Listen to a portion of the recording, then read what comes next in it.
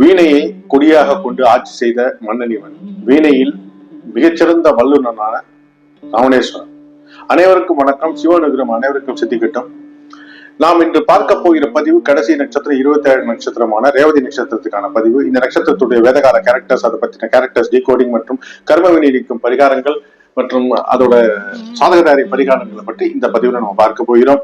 இந்த நட்சத்திரத்தில் பிறந்த வேதகால கேரக்டர்ஸ் ராவணன், சனீஸ்வர பகவான், அபிமன்யு போன்றவர்கள் மற்றும் ராமேஸ்வர திருத்தல வரலாறு இந்த ரேவதி நட்சத்திரத்துக்காக சொல்லியிருக்காங்க.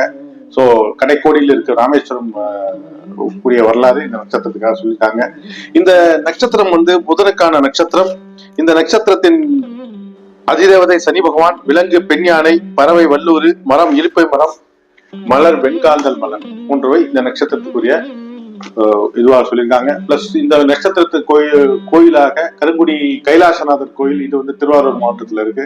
அதாவது நம்ம திருமிச்சூர் பக்கத்துல இருக்கு. இந்த நட்சத்திரத்துல 27 நட்சத்திர தேவதைகளும் இங்கு இறைவனையும் இறைவியும் கைலாசநாதரையும் பார்வதி தேவியும் வழிபட்டதாக ஐதீகம்.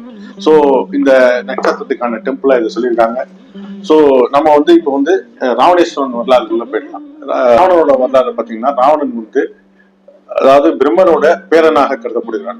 பிரம்மனுடைய புத்திரனாக மானச புத்திரனான மாரீச்ச முனிவருக்கும் அவருடைய பையனான வைஷ்ணவ முனிவருக்கும் கைகேசி என்ற தாய்க்கும் பிறந்தவன், அசுர தாய்க்கு பிறந்தவன் ராவணன். இந்த ராவணனோட வாழ்க்கையில அவங்க அம்மாவோட பங்கு பெருமளவுல இருக்கு. அவருக்கு இந்த சிவபக்தி வந்ததுக்கு காரணமே அவங்க தாயான கைகேசி தான். அதாவது சிவபக்தியை ஊட்டி ஊட்டி வளர்க்குறாங்க. இறைவன் மேல ராவண பக்தி செய்ய சொல்லி தூண்டக்கூடிய ஒரு கடமையை தாயாரானவன் செய்கிறார். அதாவது எனக்கு என் தாய் சொல்லி கொடுத்தது போல ராவணனுக்கும் அவங்க தாயார் மிகச்சிறந்த விஷயமான சிவ பூஜையின் மகத்துவத்தையும் சிவபக்தியின் மகத்துவத்தையும் அவருக்கு அந்த தாய் தான் உபதேசிக்கிறார். சோ அவர் அதனாலதான் ராவணன் பிறப்பிலேயே, அதாவது பிரம்மனை நோக்கி தவம் செய்கிறார். கல்வியல் கற்று முடிந்த பிறகு அவர் பிரம்மனை நோக்கி தவம் செய்கிறார். தவம் செய்து பலவிதமான வரங்களை பெறுகிறார். அதே போல ஒரு விஷயத்த அவர் ரொம்ப அலட்சியமா விட்டுறாரு.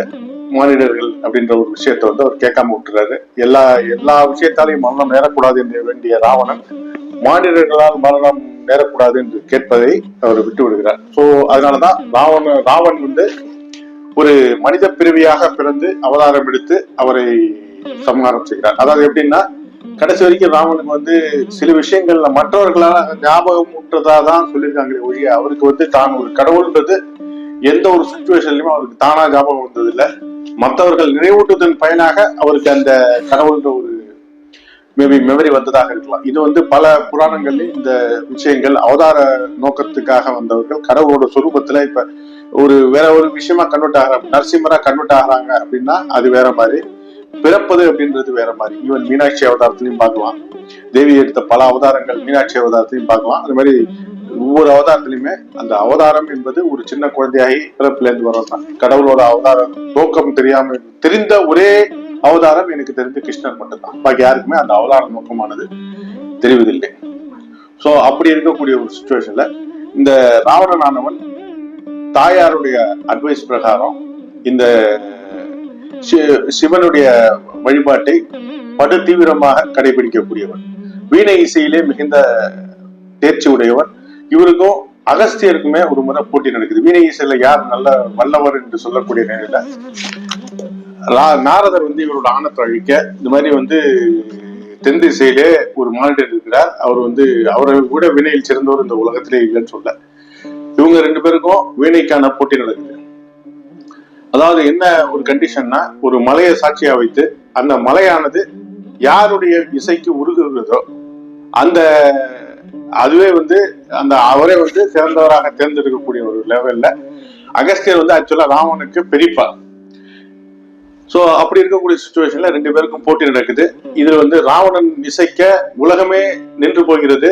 ஆனா அகஸ்தியர் அந்த மலை மட்டும் உருகல, விந்திய மலையானது உருகவில்லை. அகஸ்தியர் இசைக்க அந்த மலை உருக தொடங்கியதும் அகஸ்தியரே சிறந்தவர் என்று தேர்ந்தெடுக்கக்கூடியவர்கள் ராவணனுடைய ஃபர்ஸ்ட் தோல்வி. ராவணனுக்கு மொத்தம் 4 இல்ல 5 தோல்வி வரும் எனக்கு தெரிந்த வரையில. ஒரு தோல்வி அடுத்தது கர்த்தவிராஜனுடன் கூட ஒரு சண்டை. அது நேத்தி நட்சத்திரத்துல கூட சொல்லியிருந்தேன். Yesterday videos also I clearly mentioned about கர்த்தவிராஜனுடன் ராவணனை வந்து ஒரு பூச்சி போல பிடித்து சிறை வைத்ததாக ஒரு வரலாறு உண்டு. அதே போல வாலி கூட அவருக்கு சண்டை வந்திருக்கு. வாலியும் வந்து ராவணனை தோற்கடித்தவர். அதே போல இந்திரனும் ஒருபடி தோற்கடித்ததாக சொல்வார்கள். இந்திரன் வந்து ராவணனை சிறைபிடித்து வைத்துக் கொள்ள மேகநாதன் ஆகிய அவருடைய புத்திரன் வந்து அவரை காப்பாற்றியதாக ஒரு ஐதீகம் உண்டு. சோ அது ஒரு வரலாறு உண்டு. சோ இந்திரன் ஒரு முறை அகஸ்தியர்கிட்ட ஒரு முறை தோற்றிருக்காரு. இந்த அகஸ்தியர் தான் ஆதித்ய ஹிருதயம் என்ற மந்திரத்தை சொல்லி ராமனுக்கு ஆதித்ய ஹிருதயம் என்ற மந்திரத்தை சொல்லி வெற்றிக்கு வழிவகுக்கும் அந்த ஆதித்ய ஹிருதயத்தை ராமனுக்கு உபதேசித்து அந்த மந்திரத்தை ஒரு உச்சரித்து சூரியகுல தோன்றான ராவணனை சம்ஹாரம் செய்ததாக ஒரு புராண வரலாறு உண்டு. சோ ராவணனுடைய வரலாறுல வந்து முக்கியமா ஒரே ஒரு விஷயம் மட்டும் கம்பராமாயணத்துல நம்ம தெரிஞ்சு இன்று போய் நாளை வா அப்படின்ற ஒரு விஷயத்த மட்டும் நம்ம கோடிட்டு தெரிந்து கொள்ள வேண்டியது. அது ஏன்றது கடைசியில சொல்றோம். சோ இந்த நட்சத்திரத்துக்கு மெயினா இவருக்கு அதாவது நலனோட மகளான மண்டோதரி இவருக்கு மனைவியாக அமைகிறார். இவங்களுக்கு திருமணம் நடந்த இடமாக உத்தரகோசனுடைய திருத்தலம் சொல்லப்படுகிறது. இந்த உத்தரகோசம் இவர்கள் இந்த ரேவதி நட்சத்திரத்தில் இருப்பவர்கள் திருமண தடைகள் நீங்க இவர்கள் உத்தரகோசம் அங்கு சென்று வழிபாடு செய்தாலே போதுமானது. இவர்களுடைய திருமண தடைகள் நீங்கும். சோ உத்தரகோசம் அங்கே பக்கத்தில் இருக்க ராமேஸ்வரம் உங்களுக்கான தீர்த்தமாடுதலாக சொல்லப்படுகிறது. ஏன்னா இது கடைசி நட்சத்திரமாவது. கடைக்கோடியில் இருக்க ராமச்சந்திரன், ராமேஸ்வரம் மற்றும் தனுஷ்கோடி போன்ற ஸ்தலங்களிலே நீராடி வழிபாடு செய்வது. உங்களுக்கான ஏரி ராட்சஸ்தல் என்று சொல்லக்கூடிய ஏரி மனசுரட்டு அங்க குளிக்கவும் முடியாது, குளிக்க கூடாதுன்னு சொல்லுவாங்க. அந்த கைலாசத்துக்கு போறப்ப ராட்சஸ்தல் ஏரியில குளிக்க கூடாதுன்னு சொல்லுவாங்க. சோ அப்படி இருக்க இவர்களுக்கு ராமேஸ்வரம் தீர்த்தமாடுதல் ஒரு மெயினான விஷயமாக சொல்லப்படுகிறது. உங்களுடைய இந்த ஜென்ம கர்ம வினைகளை தீர்த்து கொள்ள, அதாவது மதி சம்பந்தப்பட்ட பிரச்சனைகளை, மனக்குழப்பங்களையும் மன கிளேசங்களையும் சரி செய்து கொள்ள நீங்கள் ராமேஸ்வரம் சென்று 27 தீர்த்தங்களிலே நீராடி வழிபாடு செய்து விட்டாலே போதுமானது. உங்கள் மனக்குழப்பங்கள் அகலக்கூடிய ஒரு வாய்ப்பு உள்ளது. அதே போல மெயினா வந்து இந்த நட்சத்திரத்தில் பிறந்தவர்கள் கண்டிப்பா ஒரு முறையாவது வாழ்க்கையில செல்லக்கூடிய ஸ்தலமானது கோகர்ணம். உங்களுக்காக வழங்கப்பட்ட ஆத்மலிங்கத்தை நீங்கள் வழிபாடு செய்து விட்டு வந்தாலே உங்கள் வாழ்க்கையில் வளம் பெறும். கோகர்ணம் பிளான் பண்ணீங்கன்னா 3 நாள் பிளான் பண்ணுங்க. ஃப்ரைடே, சாட்டர்டே, சண்டே 3 நாள். சனிக்கிழமை அங்க கண்டிப்பா இருக்கு. சனிக்கிழமை அந்த புண்ணிய கஷேத்திரத்திலே நீங்க கண்டிப்பா இருந்து அங்க இருக்கக்கூடிய தீர்த்தக்கட்டைகளில் ஸ்நானம் செய்து உங்களால முடிந்தா கோகர்ணேஸ்வர் மகாபலேஸ்வருக்கு ருத்ராபிஷேகம் செய்து வழிபாடு செய்து விட்டு வாருங்கள். ஓகே, அங்க இருக்க விநாயகரை முதலில் துதித்து ராமதீர்த்தம், யமதீர்த்தம், சமுத்திர நீராடல் போன்றவற்றில் நீராடி அந்த தீர்த்தங்களில் நீராடி மகாபலேஸ்வரரை தரிசனம் செய்து ஓகே அந்த மாதிரி நீங்க ஒரு 3 நாள் அங்கு இருந்து வழிபாடு செய்து விட்டு வந்தால் உங்களுடைய வாழ்க்கையிலே தீர்க்க முடியாத பிரச்சனைகள் கண்கூடாக விளங்குவதை நீங்கள் உணர்வீர்கள். கோகர்ணம் வழிபாடு அப்பேற்பட்ட மகிமை வாய்ந்தது. நிறைய புராணங்கள், சிவபுராணம் மற்றும் அதாவது குருச்சரித்திரத்துல வந்து கிட்டத்தட்ட ஒரு 4 அத்தியாயம் இந்த கோகர்ணத்தை பத்தி வரக்கூடிய ஒரு இது உண்டு. அவ்வளவு பெருமை வாய்ந்த, புகழ் வாய்ந்த கோகர்ண ஸ்தலம் உங்களுக்கு சர்வ நிச்சயமாக வாழ்க்கையில் உங்கள் கர்ம வினைகளை ஒழிக்கக்கூடிய ஒரு ஸ்தலமாகும். கோகர்ணம் வழிபாடு வாழ்க்கையில் ஒரு முறையாவது செய்ய உங்களை தாழ்மையுடன் கேட்டுக்கொள்கிறேன். அதே போல இவர்களுக்கு இளைய சகோதரர்கள் ஆகாது. அதாவது விபீஷணனால் அவர் விபீஷணன் பர்சனலி பாத்தீங்கன்னா அவர் நல்லவர், இவருக்கு அவருக்கு ஒத்து வரல. சோ இந்த நட்சத்திரக்காரர்களுக்கு அகந்தை என்பது அறவே கூடாது. எப்பேற்பட்ட சிவபக்தனாக இருந்தாலும் கடைசியில் அவர் என்ன பண்றாருன்னா லாஸ்ட் அதாவது யுத்தம் இது பண்றப்ப எல்லாரும் ஒவ்வொருத்தரா சாக போக இவர் தாராதேவி வழிபாடுன்னு சொல்லி சிவபெருமானையும் திராட்டில் விட்டுட்டு தாராதேவி வழிபாடுறதுக்காக இவரு தாராதேவி உபாசனையை கையில் எடுத்தார். இவ்வளவு நாள் வழிபட்டு இவ்வளவு நாள் காத்து வந்த அந்த ஈசனை கடைசி நிமிடத்துல நம்பாம போனதன் பலன் தான் அவருடைய தோல்வி, ராவணனுடைய தோல்வி. சோ நீங்க தெரிந்து கொள்ள வேண்டியது என்னவென்றால் உங்கள் வாழ்க்கையிலே சிவ வழிபாடு உங்களை என்றுமே உயர்த்தும். எக்காரணத்தை கொண்டும் சிவ வழிபாட்டை நீங்கள் கைவிடக்கூடாது. சோ இதை நீங்க நல்லா தெளிவா தெரிந்து வைத்துக் கொண்டு இதுல இறங்குங்க. நீங்க சுத்த நீரினாலே சிவனுக்கு அபிஷேகம் செய்து வர நீங்க எந்த நதிக்கு போனாலும் அங்க இருக்கிற லிங்கங்களுக்கு உங்களால் முடிந்த அளவுக்கு எவ்வளவு குடங்கள் முடியுமோ சுத்த நீரினாலே சிவனுக்கு அபிஷேகம் செய்து வர உங்க கர்ம வினைகள் தூர போகும் என்பது சிறிதளவு மையம் இல்லை.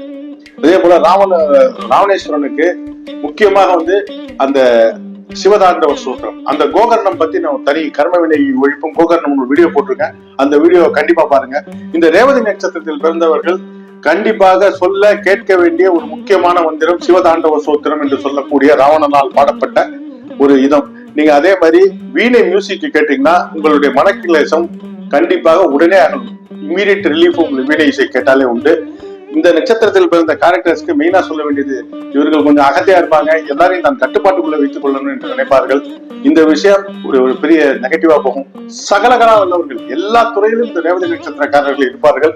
அதாவது நீங்க நல்லா நோட் பண்ண வேண்டியது, இந்த காலபுருஷனுக்கு கடைசி வீட்டுல கொண்டு போய் மீன ராசியில கொண்டு போய் சனி பகவானையும் புத பகவானையும் வச்சிருக்காங்க. இதுக்கு மீனிங் என்ன? புதன் அதே மாதிரி ரேவதி நட்சத்திரத்துல அவர் நீச்சம் அடைகிறார். சோ இது ஒரு சீக்ரெட் இருக்கு, அந்த சீக்ரெட் நான் தனியா சொல்றேன். சோ இப்போதைக்கு நம்ம தெரிந்து கொள்ள வேண்டியது, இந்த ரேவதி நட்சத்திரக்காரர்கள் சிவதாண்டவ ஸ்தோத்திரம் நவ கிரகங்களையும் படியா போட்டு ஏறின ஒரு மாவீரன் ராவணன். அவருடைய வீரம் சொல்வதற்கே இல்லை. அந்த அளவுக்கு அவர் அதே மாதிரி இவருக்கு என்னன்னா நந்தி சாபம் இருக்கிறது. ஓகே, சீதையின் சாபம், பெண் சாபம் இருக்கும். இந்த நட்சத்திரக்காரர்களுக்கு இயற்கையாகவே கற்புக்கரசி சாபம் உண்டு. சோ இது போல சாபங்கள் தீர இந்த நட்சத்திரக்காரர்கள் வழிபாடு செய்ய வேண்டிய ஸ்தலம் சுசீந்திரம் ஸ்தலம். எழுதி வச்சுங்க, சுசீந்திரம் ஸ்தலம். நெக்ஸ்ட் திருவண்ணாமலையா இன்னொரு 15 வருஷம் நம்ம பார்க்க போகிறோம். இந்த வீடியோ பார்க்குற அனைவருக்குமே அந்த பாக்கியம் கிடைக்கும் என ஆண்டவனை பிரார்த்திக்கிறேன். சுசீந்திரம் தான் நெக்ஸ்ட் திருவண்ணாமலையா தமிழ்நாட்டுல மிகப்பெரிய ஃபேமஸ் ஆக போகக்கூடிய ஒரு கோயில். நீங்க எழுதி வைத்துக் கொள்ளுங்கள். தத்தாத்திரையோட அவதாரஸ்தலம், விதியை மாற்றக்கூடிய திருத்தலம். அங்கு சென்று உங்களுடைய சாபம் தீர வாழ்க்கையில் ஒரு முறையாவது நீங்கள் வழிபாடு செய்ய வேண்டும். உங்களுக்கான சிவநட்சத்திர மாளிகா, உங்கள் சாபம் தீர சிவநட்சத்திர மாளிகாவில் சொல்லப்பட்டுள்ள மந்திரத்தை நான் டிஸ்கிரிப்ஷன்ல கொடுக்குறேன். அந்த நட்சத்திரத்தையும் அந்த மந்திரத்தையும் நீங்கள் தினசரி 21 முறை உச்சரித்தாலே போதுமானது. அந்த மந்திரத்தை நீங்க உச்சரித்து வந்தாலே போதுமானது. அதே போல இந்த ராவணன் வாழ்க்கையில இந்த கைலாயவனை தூக்குனது ஒரு மிகப்பெரிய ஒரு விஷயமா சொல்லப்படுது. அந்த ஸ்டோரி டீட்டெயிலா நான் கோகர்ணம் வீடியோல போட்டிருக்கேன். கண்டிப்பா கோகர்ணம் வீடியோவை, இந்த நட்சத்திர வீடியோ பார்க்குற அனைவருமே பார்க்கணும். கோகர்ணம் திருத்தலத்துக்கு ஒரு முறையாக சென்று ஆத்மலிங்கத்தை தரிசனம் செய்ய வேண்டும்.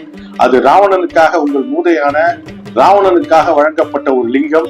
ராவணனை விஷ்ணுவும் பிள்ளையாரும் சேர்ந்து அங்க வைக்கிறாங்க, கோகர்ணத்துல வைக்கிறாங்க. அவர் அந்த லிங்கத்தை மட்டும் இலங்கை எடுத்துட்டு போய் அங்க பிரதிஷ்டை பண்ணியிருந்தாருன்னா அவரோட லெவலே வேற லெவலுக்கு மாறி போயிருக்கும். அதே மாதிரி இந்த நட்சத்திரக்காரர்களுக்கு சகோதரர்கள்லாம் சில பிரச்சனைகள் வரும். அதே போல இந்த ராவணனின் மனைவியான மந்தோதரியை பத்தி நாம் தெரிந்து கொள்ள வேண்டியது மிகவும் அவசியம். நல்லனின் மகனான மந்தோதரி பஞ்சகன்னிகைகள் ஒருத்தி. அதாவது இந்த நட்சத்திரக்காரர்கள் பஞ்சகன்னிகை மந்திரம் உண்டு. அகல்யா, திரௌபதி, சீதா, தாரா, மண்டோதரி, இந்த 5 பேரையும் நீங்க ஒரு நாளைக்கு ஒரு முறையாவது இந்த 5 பேரையும் நினைத்து ஸ்மரித்து இவருடைய வரலாறுகளை தெரிந்து கொண்டு வாருங்கள். உங்கள் வாழ்க்கையிலே பெண் சாபம் விலக இந்த பஞ்சகன்னிகள் மந்திரம் உங்கள் வாழ்க்கையிலே ஒரு ஒளிவிளக்காக எரியக்கூடிய ஒரு விஷயம். கண்டிப்பா இதை நீங்க யூஸ் பண்ணுங்க. அதே போல இந்த நட்சத்திரத்தின்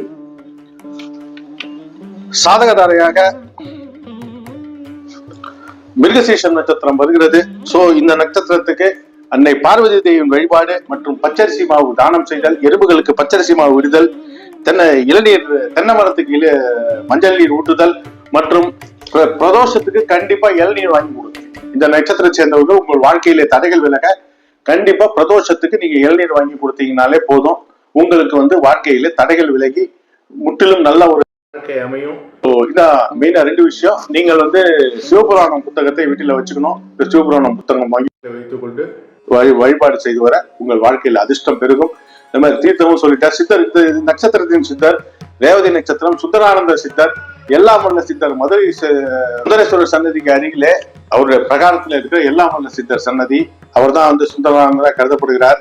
சோ அந்த எல்லாமல்ல சித்தரை வழிபாடு செய்ய உங்கள் வாழ்க்கையிலே சகல விதமான தோஷங்களும் விலகக்கூடிய ஒரு வாய்ப்பு உள்ளது. சோ 27 நட்சத்திரங்களுக்கான வீடியோ வந்திருக்கு. கண்டிப்பா எல்லாரும் பாருங்க. இதுக்கான இன்ட்ரோடக்ஷன் வீடியோ ஒன்று போடுறேன். அதே போல இந்த பணவரவுக்கான பரிகாரங்களை நான் ஷார்ட்ஸா போட்டுட்டு இருக்கேன். சின்ன ஷார்ட்ஸா போட்டுட்டு இருக்கேன்.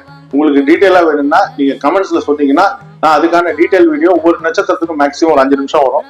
அந்த பரிகாரங்களை சொல்றேன். சோ சனி பகவான் அபிமன்யு இந்த நட்சத்திரத்துல பிறந்ததா சொல்லப்படுகிறார்கள். சோ சனி பகவான் தர்மத்தின் காவலனாக கருதப்படுகிறார். தர்ம தேவியின் மறுரூபமாக கருதப்படுகிறார். அவரோட அதிதேவதை எமன்னா சொல்லக்கூடிய ஒரு இதுவும் உள்ளது. ஸோ சனி பகவானோட இந்த நட்சத்திரம் இதுவாக இருக்கிறதுனால, அவர் பிறந்த நட்சத்திரம் என்பதனால இந்த நட்சத்திரத்தை காலுக்கு இடுப்பு கீழே கால் கொஞ்சம் அடிக்கடி அடிபட வாய்ப்புள்ளது. ஸோ கால் பகுதியை ஜாக்கிரதையாக கவனித்துக் கொள்ள வேண்டும். அதே போல இவர்கள் சட்டத்தை மீறி நடக்காமல், அதாவது ஒரு நேர் வழியை எடுத்தாலே இவர்கள் வாழ்க்கையில எங்கேயோ போயிடுவாங்க. ரேவதி நட்சத்திரக்காரர்கள் so let's come to the end. வீடியோட எண்டுக்கு வந்தாச்சு. அதாவது இன்று போய் நாளை வா, இதோட மீனிங் என்னன்னு கேட்டீங்கன்னா, இந்த வார்த்தையை சொல்லியே அதாவது சனி பகவானை வந்து விநாயகர் ஏமாத்துனதா சொல்லுவாங்க. இன்னைக்கு போயிட்டு நாளைக்கு வான்னு சொல்லி விநாயகர் ஏமாத்துனதா சொல்லுவாங்க. ஸோ அப்படிப்பட்ட ஒரு சுச்சுவேஷன்ல நீங்க உங்களுடைய வேலைக்காக ஒரு கமிட்மெண்ட் வாங்குறப்ப அந்த கமிட்மெண்ட்டை நாளைக்குன்னு சொல்லி சொன்னா நம்பாதீங்க, உங்களுக்கு கண்டிப்பா நடக்காது. You need to get a date with, அதாவது எனக்கு வந்து இத்தனாம் தேதி இந்த வேலை இப்போ முடியணும் அப்படின்ற பிளான்ல நீங்க ரொம்ப தெளிவா இருக்கணும். அதே போல சின்ன சின்ன விஷயங்களை நீங்கள் தள்ளி போடக்கூடியவர்கள், அதாவது நாளைக்கு பார்த்துக்கலாம், இது கொஞ்சம் சோம்பேறியா இருக்கக்கூடிய ஒரு நட்சத்திரம். ஸோ தள்ளி போடக்கூடிய இது வந்து உங்களுக்கு பேராபத்தை கிரியேட் பண்ணக்கூடிய ஒரு வாய்ப்பு உள்ளது. ஸோ எந்த ஒரு விஷயத்தையுமே இன்னைக்குன்னு முடியுது நாளைக்கு என்பது கிடையவே கிடையாதுன்னு நினைத்துக்கொண்டு பிரசன்ட்ல வாழ முயற்சி செய்யுங்கள். இந்த நட்சத்திரக்காரர்கள் நிகழ்காலத்தில் வாழ்ந்தாலே வாழ்க்கையில் எல்லா வளங்களையும் பெற முடியும். ஸோ இத்துடன் இந்த ரேவதி நட்சத்திரத்துக்கான பதிவு முடிவடைகிறது. 27 நட்சத்திர வீடியோக்களையும் பல வரலாறுகள் ஃபுல்லா சொல்ல முடியல வீடியோவோட லென்த்தை கருதி. ஸோ அதை உங்களோட ஆதரவு கண்டிப்பா தேவை. அனைவரும் இந்த வீடியோக்களை பார்த்து கமெண்ட் சொல்லுங்க. என்ன உங்களுக்கு குறைகள் இருந்தாலும் நிறைகள் இருந்தாலும் கமெண்ட்ஸ்ல சொல்லுங்க. அதே போல சப்ஸ்கிரைப் பண்ணுங்க மறக்காம. நன்றி, வணக்கம்.